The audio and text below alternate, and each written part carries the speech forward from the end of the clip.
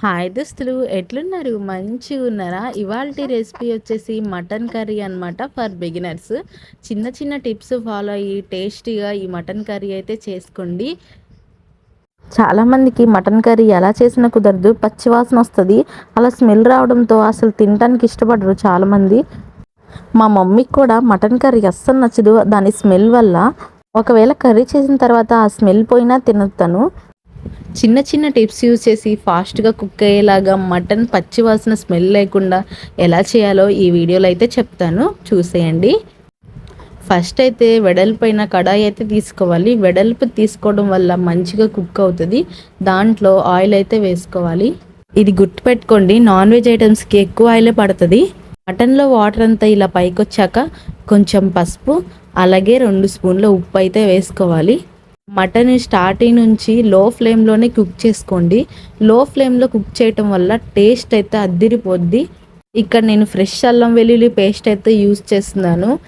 మటన్లో వాటర్ అంతా బయటకు వచ్చి ఇలా ఇంకిపోయే టైంకి మనం అల్లం వెల్లుల్లి పేస్ట్ అయితే రెడీ చేసుకున్నాం కదా, అదైతే వేసుకోవాలి దీంట్లో. ఈ ప్రాసెస్ అంతా లో ఫ్లేమ్లోనే కుక్ చేసుకోండి.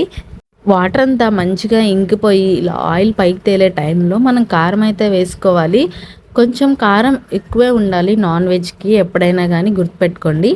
అడుగంటకుండా గరిటె పెట్టి తిప్పుతూ ఉండాలి. ఆల్మోస్ట్ 50% ఆయిల్లోనే కుక్ చేసుకోవాలి మటను. అప్పుడు ఏంటంటే పచ్చివాసన అయితే ఉండదు ఆయిల్లో ఫ్రై అవటం వల్ల. ఇంకొక విషయం, మటన్ అయితే లేతగా ఉండాలి, ఎందుకంటే ఫాస్ట్గా కుక్ అయ్యిద్ది. ముదురుగా ఉన్నదైతే చాలా టైం పట్టిద్ది. ఇప్పుడు దీంట్లో హాట్ వాటర్ అయితే పోసుకోవాలి. హాట్ వాటర్ పోయడం వల్ల ఫాస్ట్గా కుక్ అవుతుంది. ఇలా కుక్ అయినాక నేనైతే ధనియాల పౌడర్ 1 స్పూన్ అయితే వేసాను.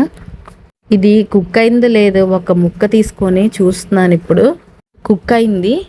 లాస్ట్లో గరం మసాలా వేసేసుకొని దింపేయడమే.